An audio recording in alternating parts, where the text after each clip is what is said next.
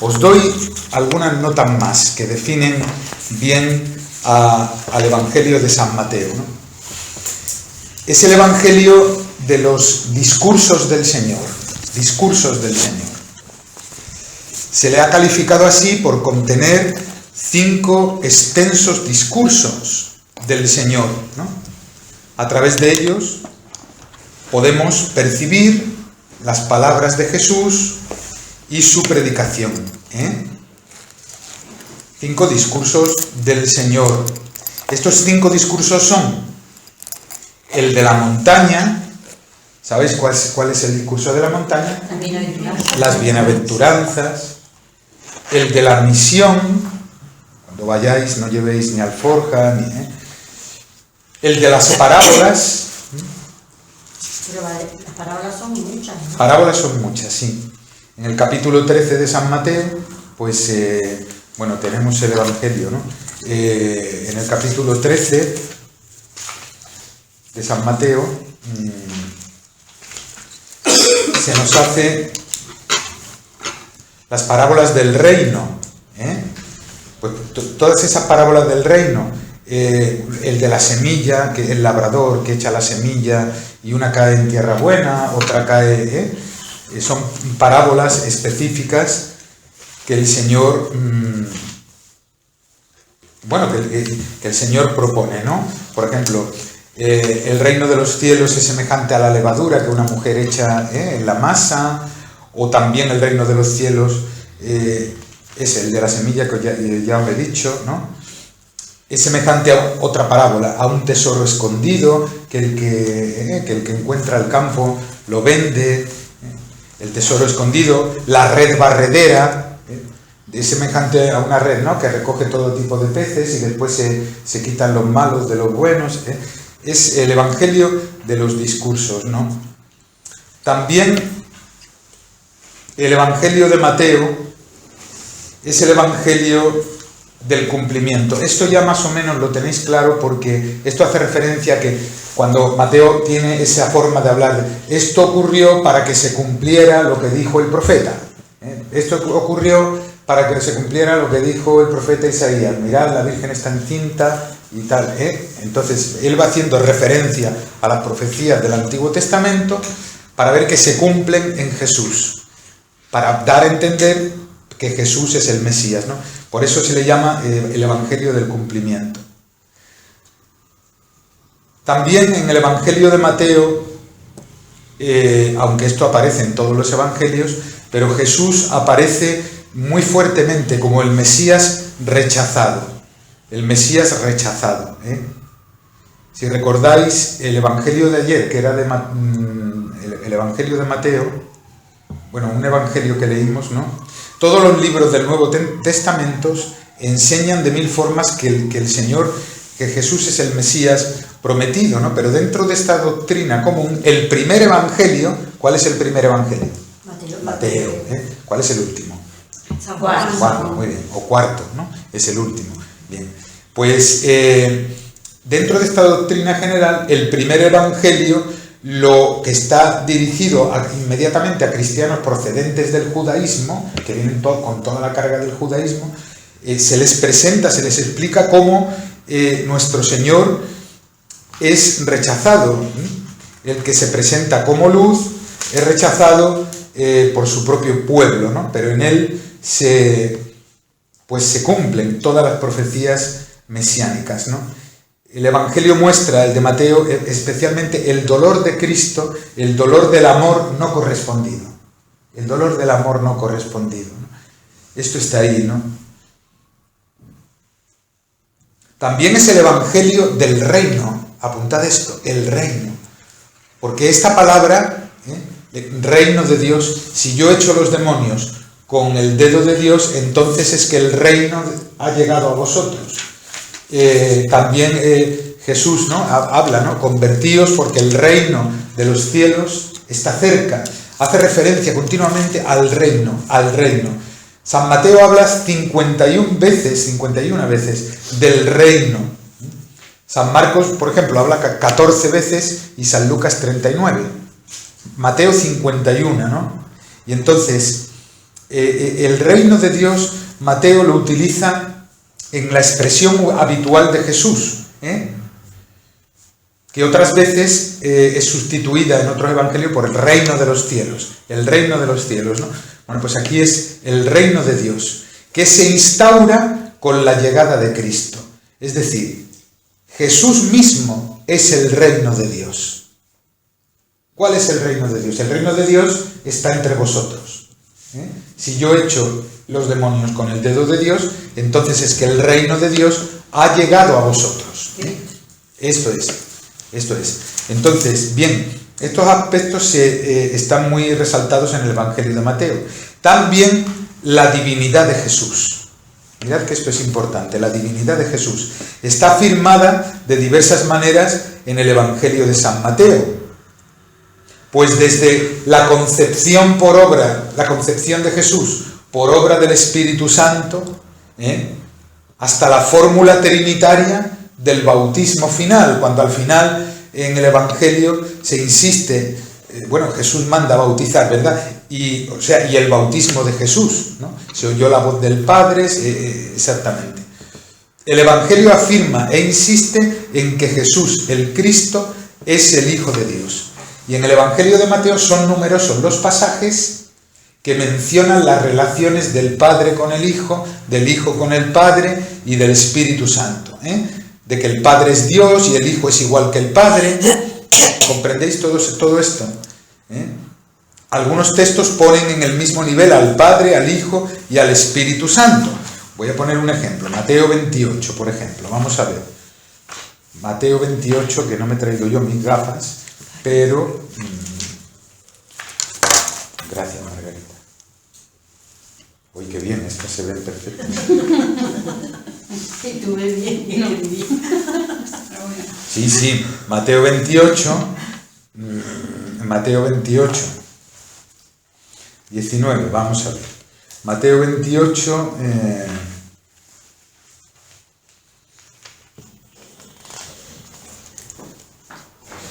es al final del capítulo, es al final del Evangelio de Mateo. Jesús ya ha resucitado, se ha aparecido a los discípulos.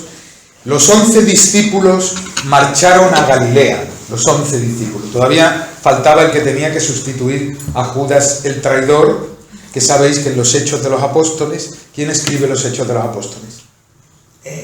Yo creía que era San Pedro, pero San Lucas, que escribe el Evangelio, escribe también los Hechos de los Apóstoles, que es una primera historia de la Iglesia, la primera, ¿no? O sea que al sustituto de Judas lo nombraron después de resucitar. Después. Matías, cayó en Matías. Bueno, entonces, los 11 discípulos, el Evangelio tal cual, marcharon a Galilea, al monte que Jesús les había indicado, y al verlo lo adoraron, pero otros dudaron, y acercándose Jesús les habló: se me ha dado todo poder en el cielo y en la tierra. Jesús resucitado. Id pues, y haced discípulos a todos los pueblos, bautizándolos en el nombre del Padre, y del Hijo, y del Espíritu Santo, y enseñándoles a guardar todo cuanto os he mandado. Y sabed que yo estoy con vosotros todos los días hasta el fin del mundo. Eso es un consuelo, Esto es, por supuesto. Y este es el Evangelio. Este es el Evangelio. Y veremos que el Evangelio, lo hemos visto, pero vamos, incidiremos en ello. Es lo que los apóstoles han visto y han oído. Los que los apóstoles han visto y han oído de Cristo. Ese es el Evangelio.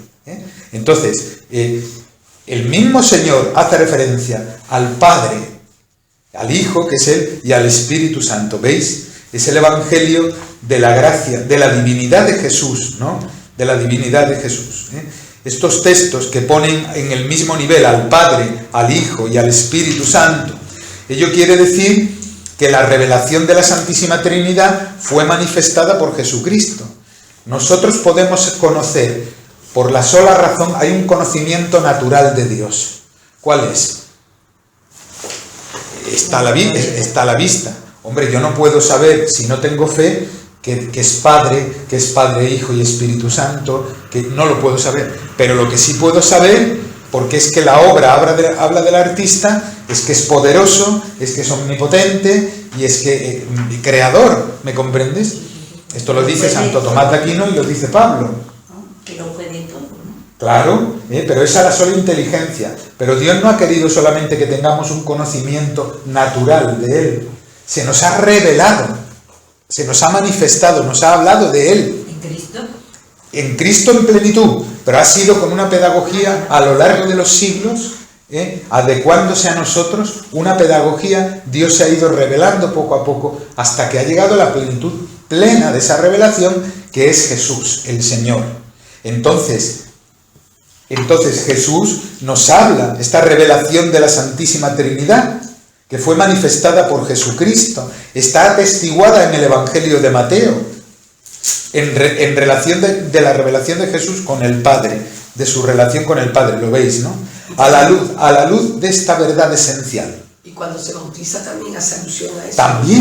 También, claro que sí. Eso me llama a mí la atención. Claro. Se ha bautizado como copero. Es una epifanía, una manifestación de Dios, y como en el bautismo de Jesús se oye la voz del Padre, este es mi Hijo, este es mi Hijo, este es el Hijo, y hay una manifestación neumática. Neumática quiere decir del Espíritu Santo, que aparece en forma de paloma, ¿no? Pero tantas veces Jesús habla, yo y mi Padre, el Padre y yo somos uno. Muéstranos al Padre y nos basta. Felipe, tantos años con vosotros, ¿cómo me dices tú muéstranos al Padre? ¿No crees que el Padre está en mí y yo en el Padre? Quien me ha visto a mí, ha visto al Padre, ¿no? Qué cosa tan grande es esta, ¿no? Jesús, el Señor, igual en todo a nosotros, menos en el pecado. A la luz de esta verdad esencial, el Evangelio de Mateo resalta especialmente la divinidad de Jesús, de que es el Hijo de Dios. Todos los demás títulos mesiánicos con los que el Antiguo Testamento preanunció a Jesús adquieren sus más profundos sentidos. ¿Qué son títulos mesiánicos? Mirad, títulos mesiánicos o títulos cristológicos, que se llama en teología, pues son estos. Si cogiéramos en una lista de todas las formas con las que se llama a Jesús. Cordero de Dios, este es el Hijo de David, ten piedad de mí, Hijo de David, Cordero de Dios, el Verbo, y el Verbo se hizo carne. ¿Hijo del hombre? Hijo del hombre, y el Hijo del hombre, porque eso se llaman títulos cristológicos. Hay tantos en el Evangelio, sería bonito, ¿no? Leer los Evangelios y decir, a ver, ¿cómo llaman al Señor? ¿Cómo le llaman, no? Siervo de Yahvé, Hijo de David, Cordero de Dios, Hijo del hombre. Bueno, mirad. Entonces aquí adquieren Mesías, Maestro, Mesías, Señor, Cristo, que viene de Christos, que en griego significa ungido, la divinidad de Jesús. Entonces hemos quedado, y después os hemos dicho que también, creo que os hice referencia a una relación, a una idea, no sé si quedó muy clara, de la eclesiología del Evangelio de Mateo. Que el Evangelio de Mateo hace referencia también a la Iglesia, y a la Iglesia en relación a este mundo y como también escatológica, abierta a la vida eterna. Así se ha llamado también a este Evangelio. La razón estriba en varias observaciones. Una es que ya el mismo nombre de Iglesia aparece 3 veces. Otra es que la Iglesia, sin ser nombrada expresamente así como Iglesia, pues se percibe en el fondo de la narración, insinuada pues en un buen número de parábolas, anunciada en su fundación y especialmente en el primado de Pedro. Mirad, Mateo 16, 17. Mateo 16. Mateo 16. Este fue el Evangelio de ayer. Pero ayer fue de San Marcos. Sí, fue San Marcos ayer. Bueno, pues si no fue el de ayer, fue el de antes de ayer, porque fue este, de Mateo, que os voy a decir. Dice, y esto es algo muy significativo con respecto a Pedro y a la Iglesia. a la iglesia, para que lo tengáis siempre en cuenta. Para que lo tengáis en cuenta hoy y siempre. ¿Vale? Le dice, Evangelio de Mateo, ¿y vosotros quién decís que soy yo? Porque los ha mandado, ¿quién dice la gente que soy yo? Bueno, ¿quién dice la gente? ¿Y vosotros, quién decís que soy yo? Respondió Simón Pedro y dijo, tú eres el Cristo. Título cristológico. El Hijo de Dios vivo. Título cristológico.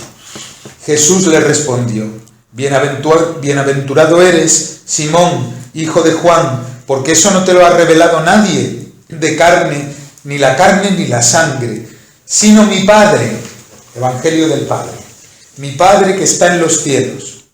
Y yo ahora te digo yo a ti, tú eres Pedro, y sobre esta piedra edificaré mi iglesia. A nosotros nos tiene que quedar claro, porque cuando leemos el Evangelio no lo leemos como si fuera un simple libro, sino que es palabra viva del Espíritu Santo, porque sus autores escribieron movidos por el Espíritu Santo, y nos llega y nos habla hoy que la iglesia está fundada sobre Pedro, ¿no? Entonces, tú eres Pedro, y sobre esta piedra edificaré mi iglesia, y las puertas del infierno, atended, las puertas del infierno no prevalecerán sobre ella. No le dice no la atacarán, no le dice no la combatirán, sino que no prevalecerán. Es decir, que habrá combate, que habrá lucha, pero que no va a sucumbir la iglesia, que va a triunfar, que no va a vencer el mal. Las puertas del infierno no prevalecerán contra ella. Fijaos, le dice a Pedro, te daré las llaves del reino de los cielos, y todo lo que atares sobre la tierra quedará atado en los cielos, y todo lo que desatares sobre la tierra quedará desatado en los cielos. Fijaos, entonces el Señor mismo Jesús, que ha llamado a los apóstoles, a todos ellos, para estar con Él y para predicar el Evangelio del reino, hemos dicho el reino es Jesús mismo, y que les ordena ir, bautizad en el nombre del Padre y del Hijo y del Espíritu Santo. La revelación trinitaria está ya manifiesta, y enseñad a la gente a guardar todo lo que yo he enseñado. Fijaos, da a Pedro una preeminencia sobre los demás. ¿Por qué? ¿Por méritos propios? No, vamos a ver ahora lo que ocurre inmediatamente. Que le va a llamar Jesús a Pedro, quítate de mi vista, Satanás. Jesús. Dios mío, le acaba de dar las llaves del reino de los cielos, y tú eres la piedra, y sobre ti edifico mi iglesia. Este pescador de Galilea, Dios mío, ¿no? El Señor, y tanto amor le tenía al Jesús. Ya veréis lo que pasa a continuación. Y ahora, a continuación, esto es, para que veáis que la iglesia es humana y divina. Y en cuanto humana pero está, lo que os digo del Evangelio de Mateo, la divinidad de Cristo, el Evangelio del Padre, el Evangelio de la iglesia, el Evangelio del reino, esa profundidad, esos rasgos, ¿no?, que tenemos que quedar claros. Y cuando en misa nosotros escuchemos lectura del Santo Evangelio según San Mateo, pues con toda seguridad habrá flashes, ¿no?, que llegan a vosotros, de este Evangelio precioso, ¿no?, el Evangelio del cumplimiento, el primer Evangelio que se escribió. Bien, bueno, pues y todo lo que desates en la tierra. Entonces el Señor le da a Pedro una preeminencia sobre los apóstoles, de tal manera que Pedro va a ser os digo en latín y ahora os lo traduzco, primum inter pares. Primum inter pares. Primero. Entre iguales. Entonces, entre iguales, ese es el colegio apostólico. Son iguales, esos son los obispos en el mundo entero. Pero hay uno que es el obispo de Roma, que es el primero entre iguales. El primero en la caridad, en el servicio. El Papa es el siervo de los siervos de Dios. ¿Me comprendéis? Esto es, ¿no? Y esto es así. Bien, bueno, pues te daré lo que desates quedará desatado. Bien, desde entonces comenzó a Jesús, dice Mateo, desde entonces a manifestar a sus discípulos que él debía ir a Jerusalén y padecer mucho. Vamos a entrar en la Cuaresma. Y padecer mucho de parte de los ancianos, de los príncipes de los sacerdotes, de los principales sacerdotes y de los escribas, los entendidos, ¿no? Y ser ejecutado, ser muerto, y resucitar a los 3 días. Pedro, que ya le había dicho el Señor, tú eres aquí la piedra, ¿me comprende? Tú eres aquí. Pedro, tomándolo aparte, se puso a reprenderle a Jesús. Él dijo, ven para acá. Se lo llevó aparte y le dijo, mira, ¿tú qué estás diciendo? Eso a ti no puede pasarte. Estás hablando tú de que te van a te van a rechazar, te van a matar, Eso a ti no puede pasarte de ninguna manera. Tú eres... eso no puede pasarte. Lejos de ti, Señor, de ningún modo te ocurrirá eso. No creo, ahora viene. Pues nuestro Señor se vuelve a él. Es que esto está recogido en el Evangelio, es que esto es precioso. Fijaos lo que le ha dicho antes, te daré la llave del reino de los cielos. Bueno, pues, pero él, nuestro Señor, volviéndose, dijo a Pedro, mirándole a los ojos, apártate de mí, Satanás, eres escándalo para mí. Se pasó un poquito. San Pedro, Pobrecito San Pedro. Era la manera de que lo entendiera. Pedro, imaginaos. Me da mucha pena San Pedro. Os iba a decir una expresión que no. Ahí en el golpe Pedro metiendo la pata. Se le cayó a Pedro. Sí, Pedro. Porque Pedro es todo corazón. Pedro es todo impulsividad.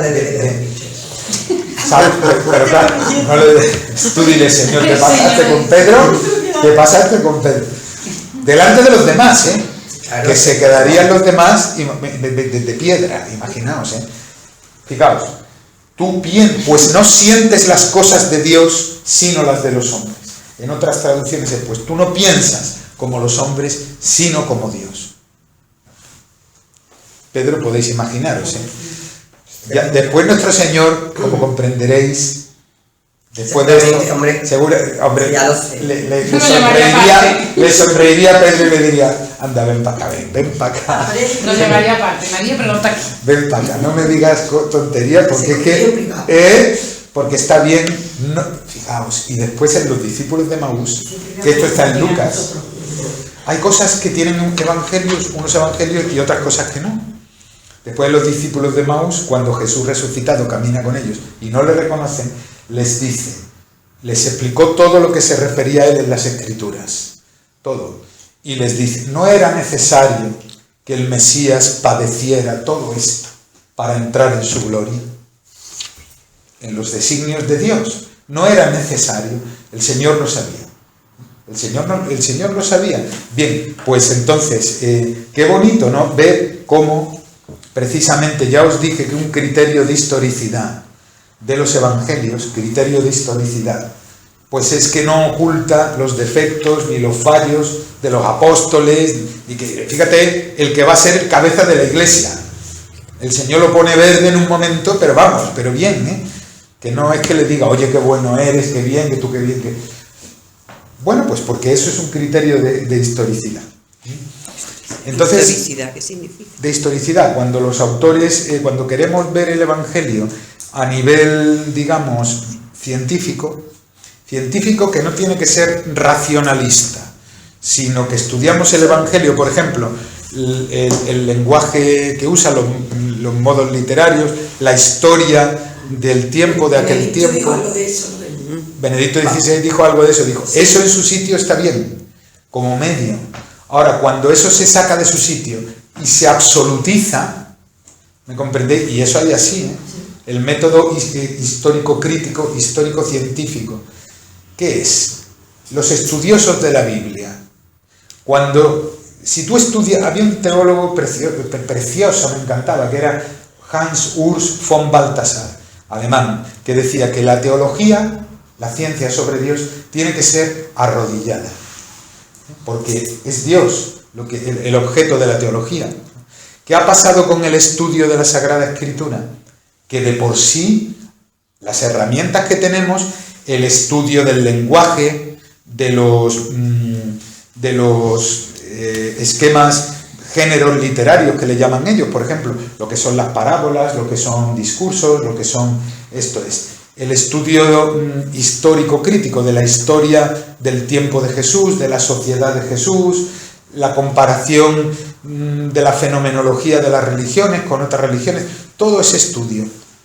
Eso en tanto en cuanto, si eso se hace teniendo presente lo fundamental que yo traía para repasar con vosotras hoy, pero va a ser otro día, ¿no? Lo fundamental que tenemos que tener claro sobre la Sagrada Escritura, que es la Biblia, que es la palabra de Dios, que es inspirada por Dios, que está viva, que es los evangelios en concreto, lo que vieron y lo que oyeron los apóstoles, transmitido.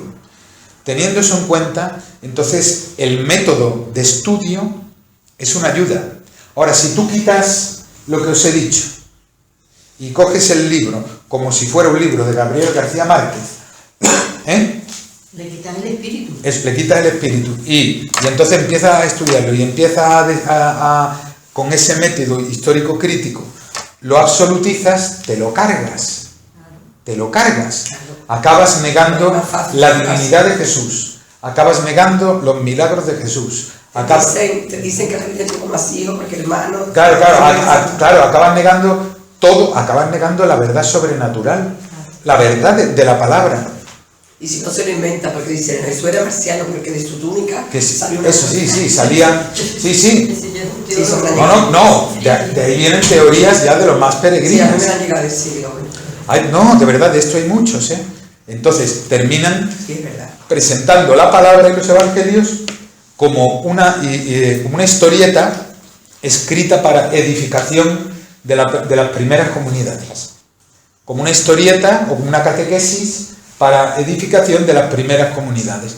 Entonces, Jesús es un anhelo, un proyecto de nuestro anhelo, una proyección psicológica de nuestro anhelo.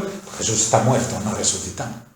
Está vivo en ti, en tu deseo, pero que está vivo, resucitado, no. Que anduvo sobre el agua, venga ya, hombre, no van a andar sobre el agua. Que multiplicó los panes para 5.000, anda ya, no me cuentes historias.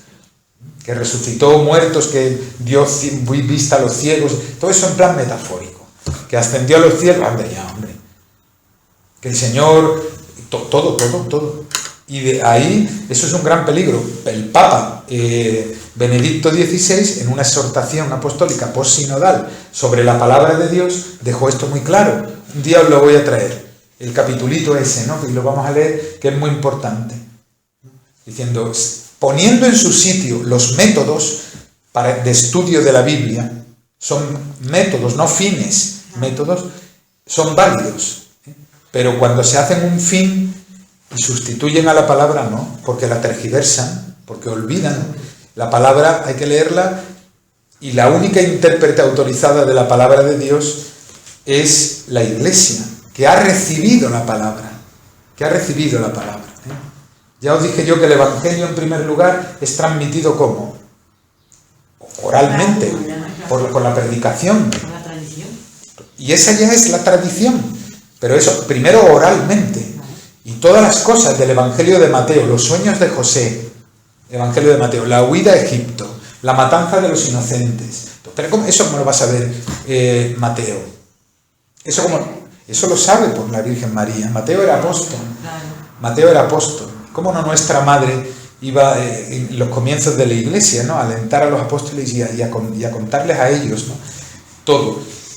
Los apóstoles lo pondrán después por escrito. Lo primero se predica. Y eso es un tesoro, es que eso se guarda como un tesoro. Palabras y dichos de Jesús.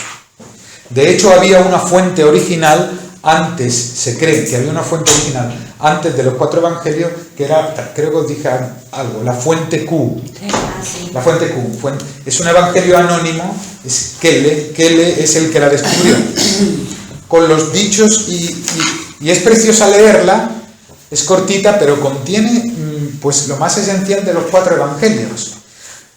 Alguien, un cristiano, recogió esos dichos, ya os decía yo, pero no un autor concreto. Bueno, pues alguien concreto, pero a lo mejor... Sí, pero no figura el autor. No figura. Q viene de Kele, el autor que lo descubrió. Mirad, es que cuando leemos en esa clave, y yo os había escrito una cosa preciosa que me encantó. Esto vale para los evangelios y vale para la Biblia en general. Escuchad, aquí van a ser leídas las letras, no de un señor de la tierra, sino del soberano de los ángeles. Si de esta manera nos disponemos, la gracia del Espíritu Santo nos guiará con toda seguridad. Llegaremos hasta el mismo trono del Rey y alcanzaremos todos los bienes que por la gracia y el amor de nuestro Señor Jesucristo, a quien sea la gloria y el poder, junto con el Padre y el Espíritu, ahora y siempre, y por los siglos de los siglos. Amén. ¿No os gusta esta oración? Pues esto es de una homilía sobre el Evangelio de San Mateo.